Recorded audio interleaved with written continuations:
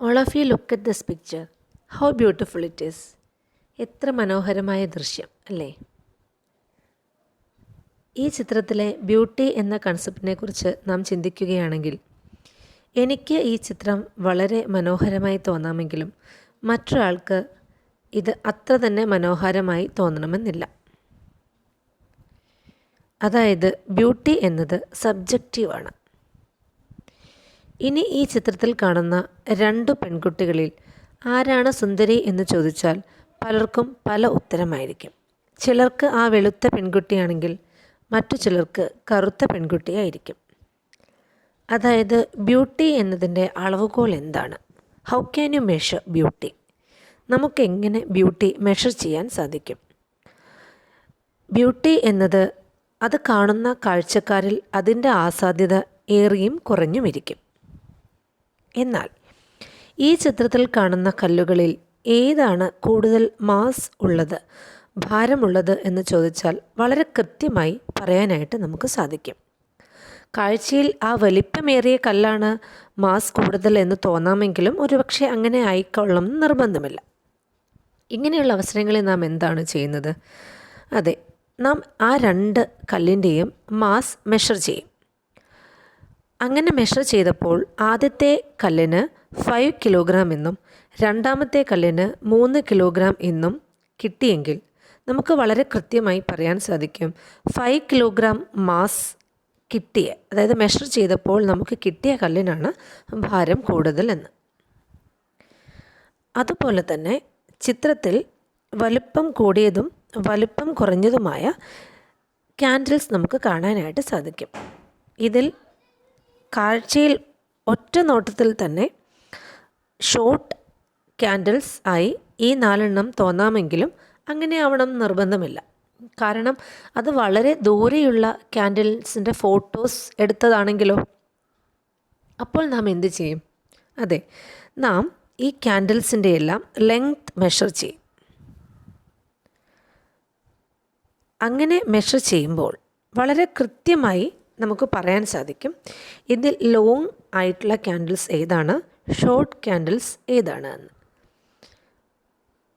അപ്പോൾ ഈ 4 ചിത്രങ്ങളിൽ ആദ്യത്തെ 2 ബ്യൂട്ടി എന്ന കൺസെപ്റ്റിനെ റിലേറ്റ് ചെയ്തിട്ടുള്ളതാണ്. ബ്യൂട്ടി എന്നത് മെഷർ ചെയ്യാൻ നമുക്ക് സാധിക്കില്ല. അതുകൊണ്ട് തന്നെ അതിന് കൃത്യമായി ഒരളവുകോലില്ല. എന്നാൽ രണ്ടാമത്തെയും മൂന്നാമത്തെയും ചിത്രത്തിൽ മാസ്, ലെങ്ത് എന്ന കൺസെപ്റ്റ്സ് ആയിരുന്നു. അത് വളരെ കൃത്യമായി നമുക്ക് മെഷർ ചെയ്യാനായിട്ട് സാധിക്കും. അപ്പോൾ എന്താണ് ഒരു ഫിസിക്കൽ ക്വാണ്ടിറ്റി എന്നത്? ഭൗതിക അളവുകൾ എന്ന് മലയാളത്തിൽ പറയാം. So what you mean by physical quantity?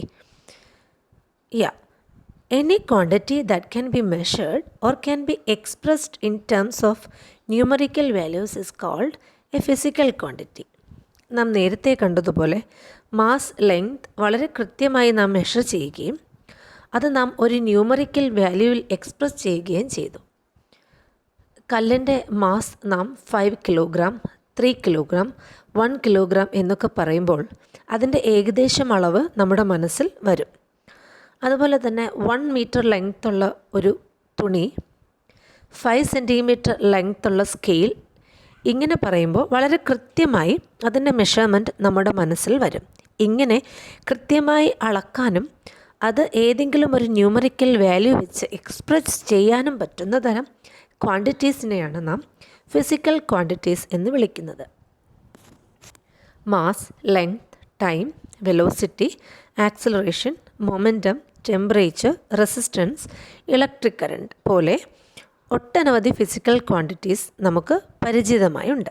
ഇതെല്ലാം നമുക്ക് കൃത്യമായി മെഷർ ചെയ്യാനും എക്സ്പ്രസ് ചെയ്യാനും പറ്റുന്ന തരം ക്വാണ്ടിറ്റീസാണ്. So any physical quantity that can be measured or can be expressed in terms of numerical value is called a physical quantity.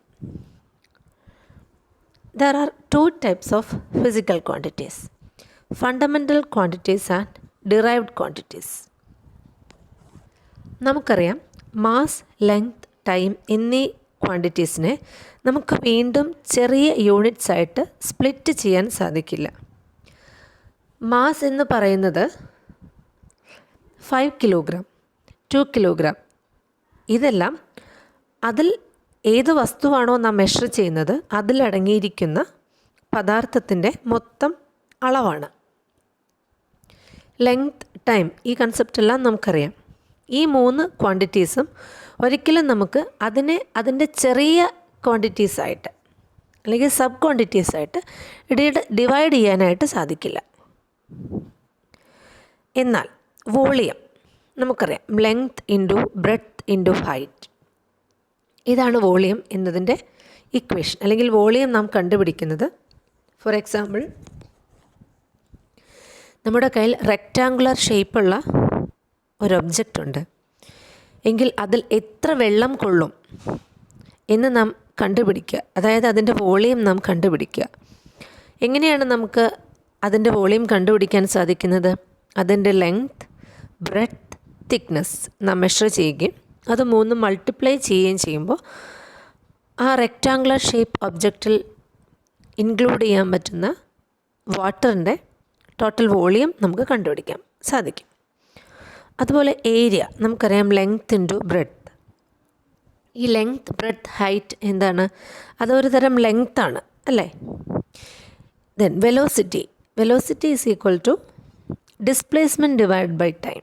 Displacement ഒരു ലെങ്ത്താണ്. അപ്പോൾ velocity is equal to displacement by time എന്ന് പറയുമ്പോൾ length by time. ചില quantities നമുക്ക് fundamental quantities കൊണ്ട് represent ചെയ്യാൻ പറ്റും. അത്തരം ക്വാണ്ടിറ്റീസാണ് derived quantities. Fundamental quantities are those which cannot be expressed in simpler terms. For example, mass, length, time. എന്നാൽ ഫണ്ടമെൻ്റൽ ക്വാണ്ടിറ്റീസിൽ നിന്നും ഡിറൈവ് ചെയ്തെടുക്കാവുന്ന ക്വാണ്ടിറ്റീസിനെയാണ് ഡിറൈവ്ഡ് ക്വാണ്ടിറ്റീസ് എന്ന് വിളിക്കുന്നത്. നേരത്തെ പറഞ്ഞതുപോലെ വോളിയം, ഏരിയ, വെലോസിറ്റി, ആക്സലറേഷൻ എന്ന് പറയുന്നത് വെലോസിറ്റി ഡിവൈഡ് ബൈ ടൈമാണ്. Velocity already displacement by time. അപ്പോൾ ഓരോ ക്വാണ്ടിറ്റീസും സ്പ്ലിറ്റ് ചെയ്ത് പോവുകയാണെങ്കിൽ അത് ചെന്ന് അവസാനിക്കുന്നത് ഫണ്ടമെൻ്റൽ ക്വാണ്ടിറ്റീസിലായിരിക്കും. Force means it is mass into acceleration. Mass already fundamental quantity ആണ്. Again, acceleration means it is velocity by time. Velocity means displacement by time. Displacement length ആണ്. ഓക്കെ, അപ്പോൾ ഫണ്ടമെൻ്റൽ ക്വാണ്ടിറ്റീസ് നിന്നും ഡിറൈവ് ചെയ്തെടുക്കുന്ന quantities ആണ് derived quantities. Fundamental quantities are those which cannot be split into simpler terms. Okay. Need for measurement. In physics, all the theoretical predictions are accepted only after experimental verifications. When a phenomenon is observed, the informations are obtained by measuring physical quantities related to it. നമുക്കറിയാം, Isaac Newton അദ്ദേഹത്തിൻ്റെ universal law of gravitation explain ചെയ്ത സമയത്ത്, അതല്ലെങ്കിൽ അദ്ദേഹം ആദ്യമായി അത് കണ്ടെത്തിയ സമയത്ത്, അത് അദ്ദേഹത്തിൻ്റെ ഒരു ഒബ്സർവേഷൻ മാത്രമായി അവസാനിക്കാതിരുന്നത്, അദ്ദേഹത്തിൻ്റെ ആ ഒബ്സർവേഷൻ എന്നത് പിന്നീട് എക്സ്പെരിമെൻ്റൽ വെരിഫിക്കേഷന് ശേഷം ആ ഫിനോമിന അദ്ദേഹം കൃത്യമായി മെഷർ ചെയ്തു എന്നുള്ളതാണ്. All objects are attracted towards earth എന്നത് അദ്ദേഹത്തിൻ്റെ ഒബ്സർവേഷനായിരുന്നു. എല്ലാ വസ്തുക്കളും ഭൂമിയിലേക്ക് ആകർഷിക്കപ്പെടുന്നു. And that attractive force is known as the gravitational force. അങ്ങനെയാണെങ്കിൽ ആ ഗ്രാവിറ്റേഷണൽ ഫോഴ്സ് എങ്ങനെ മെഷർ ചെയ്യാം എന്നും അദ്ദേഹം കണ്ടെത്തി. അദ്ദേഹം പറഞ്ഞു that gravitational force F is equal to the product of mass and acceleration. F is equal to ma. അപ്പോൾ ഫിസിക്സിൽ കാണുന്ന എല്ലാ തിയററ്റിക്കൽ പ്രഡിക്ഷൻസും എക്സ്പെരിമെൻ്റൽ വെരിഫിക്കേഷന് ശേഷം കൃത്യമായി മെഷർ ചെയ്യപ്പെട്ടാൽ അത്തരം ഫിനോമിന മാത്രമാണ് നാം അംഗീകരിക്കുന്നത്. അപ്പോൾ മെഷർ ചെയ്യപ്പെടാത്ത ഫിസിക്കൽ ക്വാണ്ടിറ്റീസും ഇൻഫർമേഷനും ഫിസിക്സിൽ അംഗീകരിക്കില്ല.